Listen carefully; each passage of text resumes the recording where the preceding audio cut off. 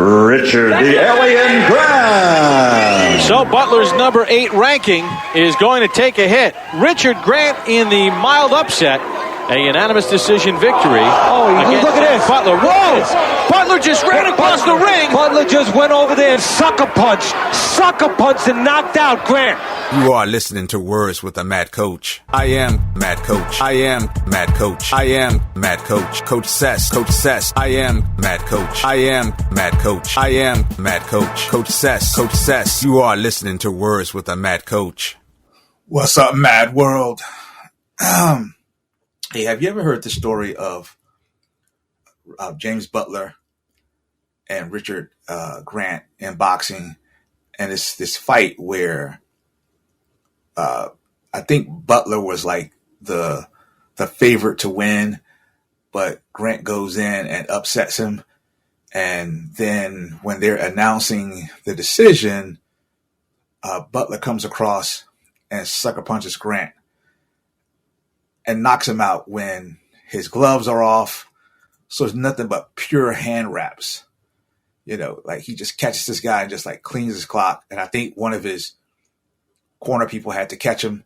And this happened at the end of 2001.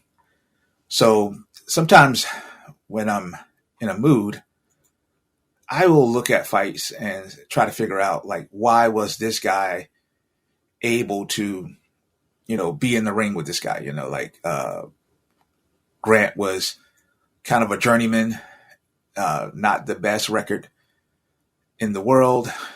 And so at the point where Butler fought Grant, you know, he was like, he had 19 wins and 1 defeat. And so actually 2 defeats. So he was 19-2 at the time that he fought Grant. And I'm like, so what was going on? What was going on in his career at the point that he fought Grant and he started losing at the end? And I started noticing that this is something that's consistent with a lot of fighters toward the end of their careers.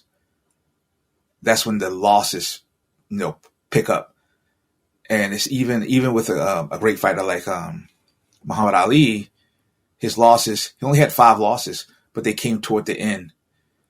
And very few fighters are able to have like a secondary career. In other words, they go 20 losses, 20 fights, 1 loss, and then another 20 fights before they lose again. Muhammad Ali's career was kind of like that. He almost had 2 careers, and it turned out, and it worked out for him. But most fighters get to this point where they start seeing this back and forth, and then you see the bulk of the losses toward the end. So it makes you wonder, like, what's going on? It's not the fighting skill. Has age caught up with them? And you also see things change, like, you know, they go from knocking everybody out to now they're making decisions. Is it because the competition got better? And you don't know this stuff unless you go and like research all of it.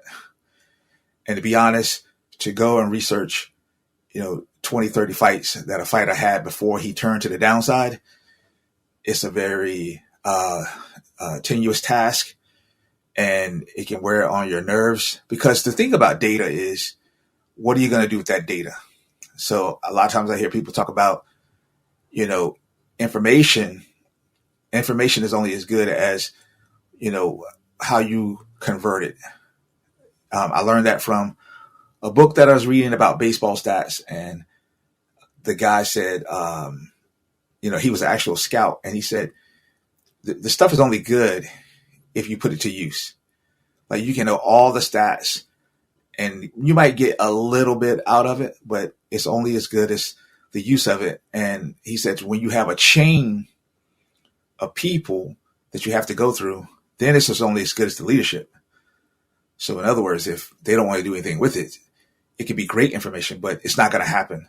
So I look at this information and I go, okay, so what am I trying to learn from James Butler, who was the assailant?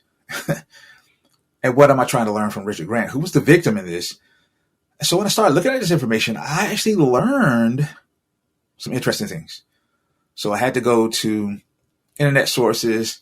AI, Wikipedia, anything I could find on James Butler, something had to be happening with this guy because, like I said, he had fought for the IBF world title. So you're like, okay. And this was in a time when Bernard Hopkins was fighting.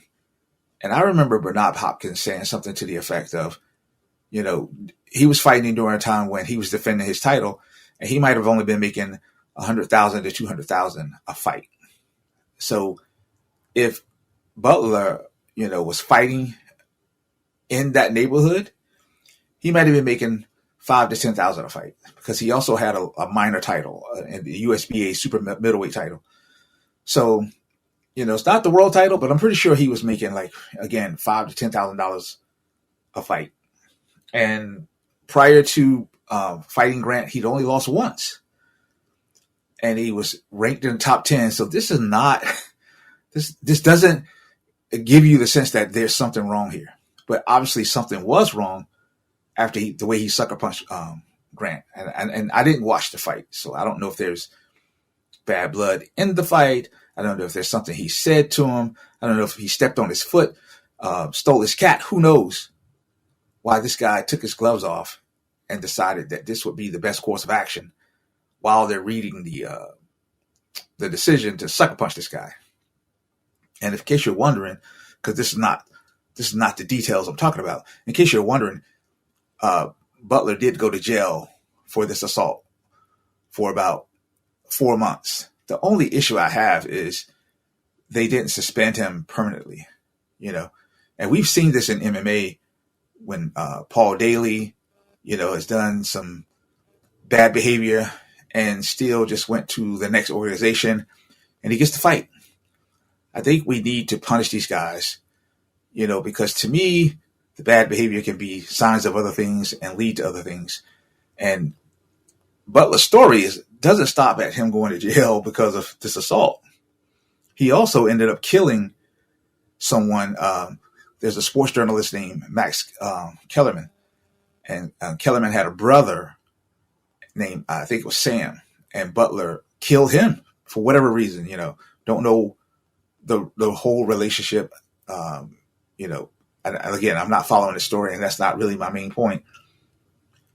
But, when you see the signs of a guy sucker punching a guy in a sporting event that's over, and then, you say, okay, that's bad behavior, and you send him to jail, you might want to keep an eye on this guy because something's not right. Because, like I said, everything's almost perfect for this guy. Even though he had that one loss going into this fight, 2 losses going into this fight, but he's still sitting pretty. He's still a champion. And at the time that he was fighting Grant, he wasn't defending his title. He had fought just before that. He had fought for the IBF super middleweight title and lost by decision. So okay. So you're still in the conversation. So what made him decide that he needed to attack this man after the bell? You don't get it. You just don't get it. And he did, I don't know. I'm going to have to look this up, see what the conviction was for, like how long of a conviction it was. It should be life, it should be life. If I'm the judge. So he said he was friends with Kellerman for 10 years, and it doesn't really say like why he killed him. And I guess he tried to burn the body or burn the house because he was trying to hide the body. And I'm see if we can get to the point where. So what was the sentence? 29 years. 29 years. I don't know. He struck the guy in the head with a hammer, then torched the body. 29 years. And the problem, this is a plea deal. So he pled guilty to voluntary manslaughter and arson So now that's the problem that I have is that, this guy could live 29 years, 30 years technically altogether. Yeah, he'd be an old man, by the time he comes out. But, I would, I don't know, 29 years. That's, so the conviction was in 2006. So 2036, 13 years from now, this guy comes out, he's going to be 63. I don't know. I think life in prison or death would have served this guy better, But, we don't know why, but to me, it's just strange. Like, this bad behavior shows up while this guy is almost in the prime of being able to make a big money deal with, a really good fight with whoever was the champion at the time. And then, insult to injury, after he sucker punches Grant, he's able to get out and prison and then fights again. That's bothersome. Like, I would have at least taken his license, and who knows, somebody would have been thinking like, yeah, now you're taking away the guy's livelihood and he can't do anything else. I get it. Because again, there's a whole lot to this story you don't know. You don't know the guy's upbringing. You don't know his background. We don't know all the details. We don't know if Max's brother attacked him. There's a lot of things we don't know.